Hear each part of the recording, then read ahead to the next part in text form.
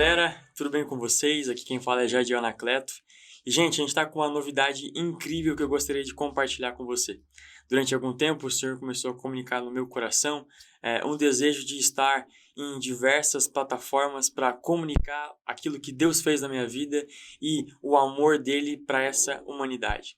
E conversando com algumas pessoas, surgiu então essa oportunidade de estarmos agora gravando oficialmente esse podcast no Spotify e vídeos para o YouTube.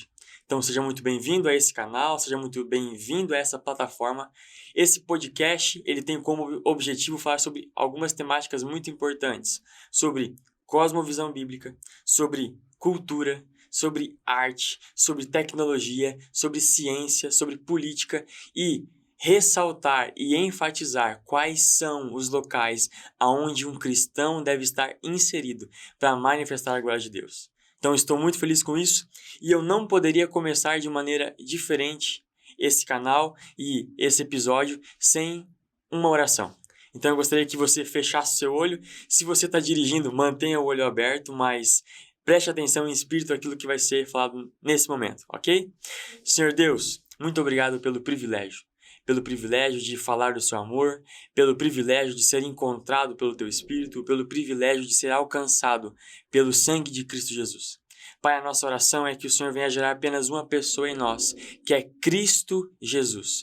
Então venha formar o caráter de Cristo em nós, venha despertar o amor de Cristo em nós, para que a gente possa também despertar outros e juntamente com o Senhor, na eternidade, dizer que Tu és santo e que Tu és maravilhoso. Essa é a nossa oração, em nome de Jesus, amém e amém.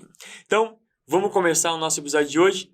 Eu sei que existe um tema e um conceito que é muito falado, certo? Você já ouviu talvez na sua igreja, já ouviu talvez em algum ambiente de trabalho, ou talvez em algum stories, falar a respeito de identidade. Todos nós aqui possuímos uma identidade. Certo? Você, quando nasceu, recebeu ali uma certidão de nascimento com o seu nome. Você, ao passar dos anos, recebeu ali o seu CPF, um código. E esse código ele é o seu registro no Brasil, dizendo o que você faz, aonde você está, quem você é. Ele é utilizado para mostrar aquilo que você consome, aquilo que você come, aquilo que você tem prazer e desejo. Todos nós aqui possuímos uma identidade. Mas existe uma grande diferença entre eu falar sobre uma identidade física, onde eu falo de um CPF, e eu entender qual é a minha identidade em Cristo Jesus. Faz sentido o que eu estou falando? Então, quando eu falo de identidade, algumas coisas precisam acontecer para que eu entenda verdadeiramente quem eu sou em Cristo Jesus. E esse processo de formação de identidade e de entendimento, nós chamamos de renovação da mente. Então, nesses episódios, eu gostaria de falar com você sobre a nossa identidade. E para falar sobre identidade, eu queria começar falando sobre a renovação da mente, que é a estratégia que nós temos, que o Espírito Santo nos dá, para que nós entendamos quem nós somos em Cristo, mas também para que a gente entenda aquilo que nós devemos fazer nessa sociedade. Faz sentido o que eu estou falando? Romanos 12, versículo 2 diz o seguinte: E não sejais conformados com este mundo, mas sede transformados pela renovação do vosso entendimento, para que experimenteis qual seja a boa, a agradável e a perfeita vontade de Deus. Então, para que você consiga ter uma renovação da mente, o apóstolo Paulo ele dá para a gente 4 estratégias ou 4 características de alguém que está passando por esse processo. A primeira característica nós chamamos de inconformação. Então, essa palavra, ela diz respeito, então, a não uma pessoa que apenas é teimosa, mas uma pessoa que ela não concorda com o ambiente onde ela está sendo inserida. Faz sentido? Então, provavelmente você já esteve em algum ambiente onde a festa não era agradável a você, você sentia que não pertencia àquele lugar. Ou talvez o teu amigo estava fumando baseado e você não se sentiu confortável com isso. Essa inconformação, essa falta de conforto no ambiente é o próprio Espírito Santo colocando dentro de você o sentimento de você não foi feito para este mundo. Você não foi feito para viver a sua vida dessa maneira. Faz sentido o que eu estou falando? Só que quando a gente pensa de renovação da mente, quando nós entendemos que a nossa mente ela precisa ser renovada, eu preciso entender então essa voz que ecoa no meu coração e essa inconformação com a seguinte perspectiva: aquilo que está sendo falado não é bíblico. Isso aqui não é normal, isso aqui não é natural. Se isso gera no seu coração um sentimento de inconformidade, é o próprio Espírito Santo colocando em você essa perspectiva de eternidade. Eu costumo dizer para os meus jovens que todo cristão ele é inconformado ou ele não é cristão. Então você precisa ter no seu coração uma inconformação batendo. Olha, cara, não faz sentido o que eu estou fazendo aqui. Olha, esse ambiente ele não serve para mim. Charles Spurgeon, aquele que é considerado o príncipe dos pregadores, ele diz o seguinte: o que mais me assusta não é a frieza desse mundo, mas é a indiferença dos cristãos.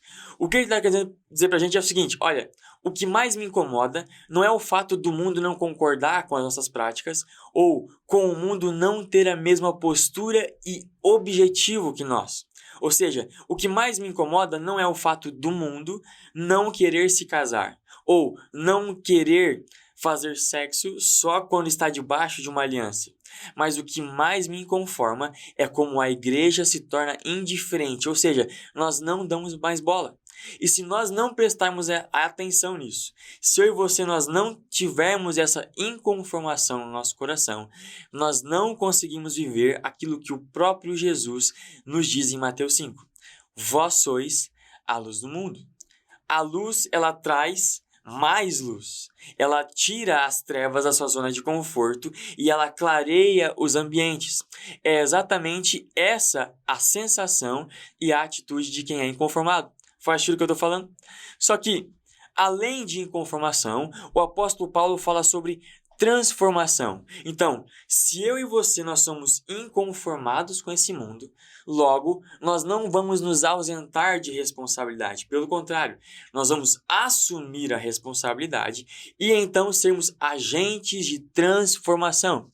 Eu preciso que você entenda algo. Registre isso em algum lugar.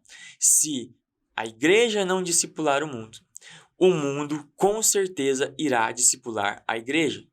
Se você não tiver um caráter como o de Cristo, se você não tiver uma cosmovisão como de Cristo Jesus, logo na sua porta, a cultura desse século, o príncipe desse mundo, ele vai ir contra você e ele vai destruir você. Porque nós temos que ter essa sensação e essa responsabilidade. É papel dos cristãos ensinar qual é a forma correta de se viver. Faz sentido o que eu estou falando?